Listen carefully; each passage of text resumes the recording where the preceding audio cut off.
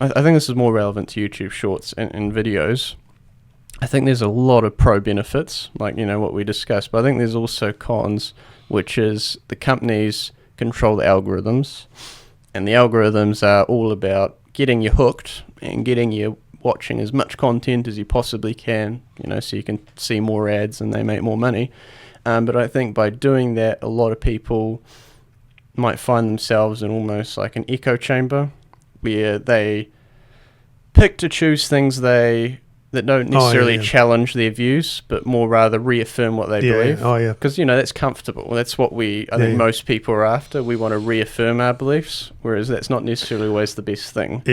And then that algorithm is then finding, okay, you believe this, so I'm going to keep cranking out videos that reaffirm all these beliefs.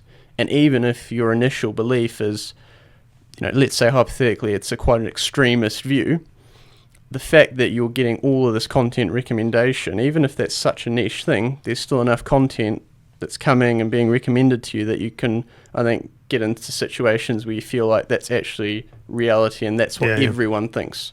Whereas you're actually just stuck in a very small niche and a very small bubble. I can tell when you start watching that stuff. Whatever you start watching, if you start watching people doing dumb stuff on a truck, it'll just keep on sending more and more to you. So and same with political beliefs and ideas, and everyone has their biases, obviously. But I think you probably have. I think that's the big thing. You have to be careful not to be trapped in an echo chamber. To try and get your news from different sources and to try and balance it out.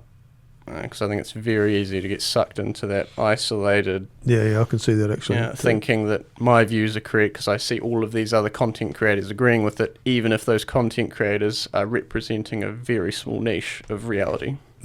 And I also think then, and this is sort of like another level on top of that, but I also think companies potentially alter their algorithms to better fit their political biases as well. And that's also something I think that's important to keep in mind. So how do you stop that happening to you?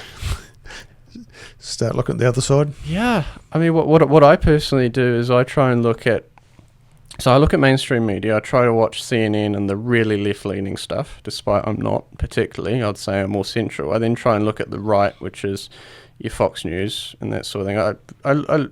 I keep it minimal, but I try and look at those. I then try and listen to, whenever something comes up, I try and listen to the person. So if they've done a podcast or whatever, I try and listen to that, where you get a full understanding of their side of the story. And then I try and look at other independent journalists and creators. So I try and get my news from as many points as possible. And I'm really big into politics. It's a big hobby of mine. And what I do actually as well is...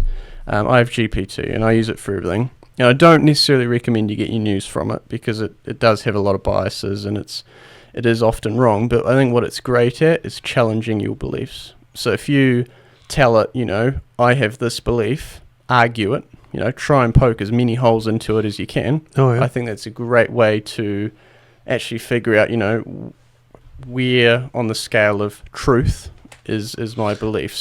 So you can ask ChatGPT that. And it challenges you.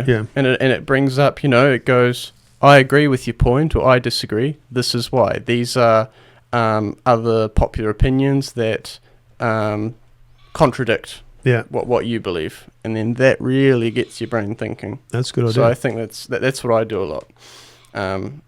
I guess it's a bit of a weird hobby, just talking to GPT about politics, but it's a good idea though. Yeah, it's a great way to explore new perspectives and to at least see where other people's views are coming from.